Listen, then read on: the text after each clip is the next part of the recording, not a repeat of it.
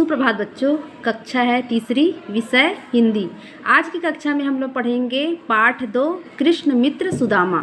इसका पाठ मैं आप लोग को जो कहानी है समझा दी थी पढ़ते पढ़ते, आज मैं इसका शब्दार्थ आप लोग को समझाऊंगी, शब्द ज्ञान, है ना। तो यहाँ पे जैसे पहले दिया हुआ है प्राचीन काल।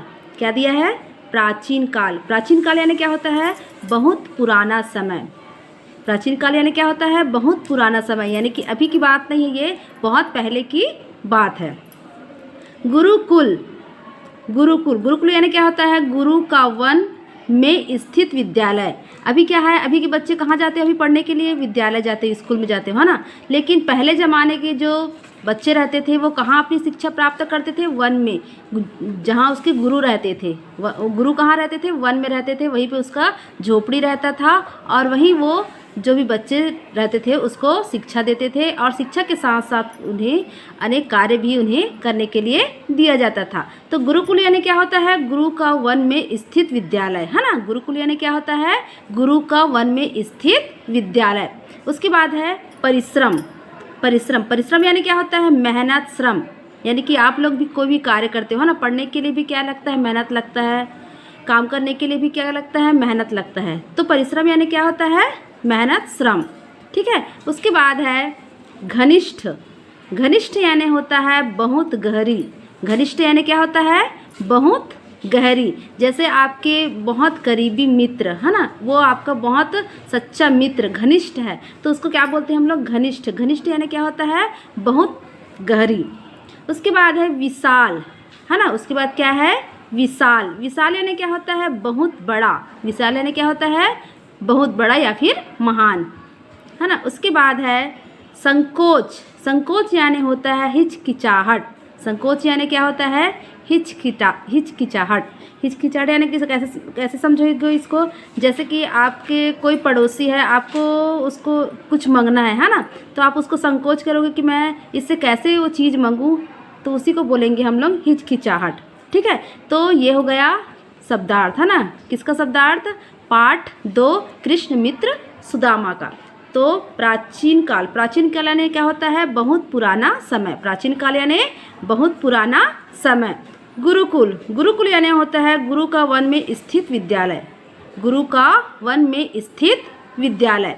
परिश्रम। परिश्रम यानी होता है मेहनत, श्रम। परिश्रम यानी मेहनत, श्रम। घनिष्ठ। घनिष्ठ यानी होता है बहुत गहरी। घनिष्ठ यानी बहुत गहरी। विशाल। विशाल यानी बहुत बड़ा। विशाल यानी क्या होता है? बहुत बड़ा। संकोच। संकोच यानी हिचकिचाहट। संकोच यानी हिचकिचाहट। तो ये हो गया शब्दार्थ, है ना। इसके प्रश्न उत्तर हम लोग आगे देखते हैं। अभ्यास के लिए जो प्रश्न दिया है, तो प्रश्न यहाँ पे पहला दिया है, कृष्ण और सुदामा के गुरु कौन थे?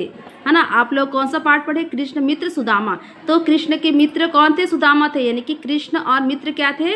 बहुत अच्छे मित्र थे। तो यहाँ पे प्रश्न पूछा गया है, कृष्ण और सुदामा के गुरु कौन थे? गुरु यानी समझ गए, उसके टीचर, है ना, उसके शिक्षक कौन थे जो कृष्ण और सुदामा को शिक्षा दे रहे थे? तो यहाँ पे क्या दिया है? कृष्ण और सुदामा के गुरु कौन थे? तो उत्तर रहेगा कृष्ण और सुदामा के गुरु संदीपन ऋषि थे।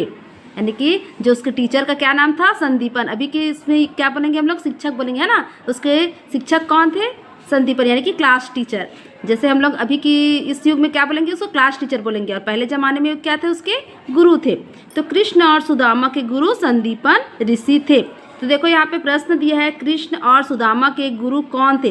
तो ये कौन को हटा के हम लोग क्या लिखे? संदीपन लिखे, है ना। आप लोग को बस एक शब्द हटाना है, उसके बदले नया शब्द डालना है। कौन सा डाले हैं? संदीपन ऋषि। ठीक है। फिर जैसा है वैसा हम लोग सेम उसको उतार दिए हैं। तो ये हो गया प्रश्न पहला। उसके बाद है प्रश्न दूसरा। प्रश्न दूसरा क्या है? प्राचीन गुरुकुलों में छात्रों को क्या काम करने पड़ते थे? यानी कि प्राचीन काल में जो गुरुकुल यानी गुरु थे ना, अपने शिष्यों को कौन कौन सा काम कराते थे? यानी कि शिक्षा के साथ उसको, उन लोग की शिक्षा तो वन में ही होती थी, तो उन लोग को वहीं रहना पड़ता था, और वहीं रहकर वो क्या क्या कार्य करते थे। तो प्राचीन गुरुकुलों में छात्रों को क्या काम करने पड़ते थे? तो प्राचीन गुरुकुलों में छात्रों को शिक्षा के साथ जंगल से लकड़ी लाना, पानी लाना, सफाई करवाना आदि काम करने पड़ते थे। यानी कि उन लोगों को शिक्षा के साथ साथ जो है जंगल से क्या करते थे, लकड़ी लाते थे। लकड़ी क्यों लाते थे? क्योंकि जो उन लोगों का खाना बनता था वो किस में बनता था? चूल्हे पे बनता था। पहले ज़माने में कोई गैस वगैरह तो नहीं था, तो चूल्हे से ही खाना बनता था। इसलिए जंगल से क्या करना पड़ता था, उन लोगों को लकड़ी लाना पड़ता था। पानी लाना, क्योंकि वहाँ जो खाना बनाने वाली होती है तो वो अकेली रहती है, तो बच्चे लोग को ही पूरा कार्य करना पड़ता है, तो लकड़ी लाना, पानी लाना, ठीक है, सफाई करवाना, अगल बगल जो है उधर जहाँ उन लोग को शिक्षा दिया जाता था वहाँ की सफाई करवाना आदि काम लोग करते थे। फिर अगला प्रश्न है, प्रश्न तीसरा, सुदामा किस उद्देश्य से कृष्ण से मिलने द्वारिका गए? सुदामा किस उद्देश्य से कृष्ण से मिलने द्वारिका गए?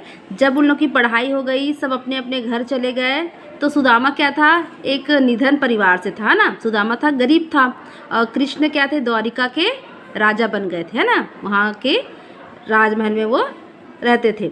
तो सुदामा किस उद्देश्य से कृष्ण से मिलने द्वारिका गए? तो यहाँ पे उत्तर दिया है, सुदामा निधन थे, यानी कि निधन यानी क्या होता है, गरीब। निधन यानी क्या होता है, गरीब। सहायता मांगने के उद्देश्य से सुदामा कृष्ण से मिलने द्वारिका गए। यानी कि उसकी जो पत्नी थी, सुदामा की जो पत्नी थी, वो कहती है कि आपकी जो मित्र है वो इतने राजा है ना, आप उसके पास जाइए, आप उस कृष्ण को अपने मित्र बोलते हो, तो आप उसके पास जाइए, वो हमारी सहायता जरूर करेंगे करके जो सुदामा की पत्नी रहती है वो सुदामा को कृष्ण के यहाँ द्वारिका भेजती है। तो सुदामा निर्धन थे। सहायता मांगने के उद्देश्य से सुदामा कृष्ण से मिलने द्वारिका गए। ठीक है, ये हो गया प्रश्न तीसरा।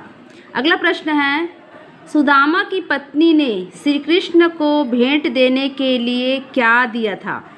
अब सुदामा जो है खाली हाथ तो अपने मित्र के पास नहीं जा पाता है ना, तो उसकी पत्नी ने बगल वाले घर से यानी कि पड़ोसी से कुछ चने उधार ले आई।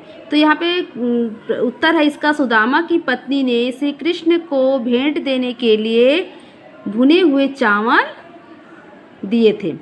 यानी कि चावल का जो है उसको तल के जो सुदामा को दी थी और कही थी कि ये अपने मित्र को जाके दे देना करके।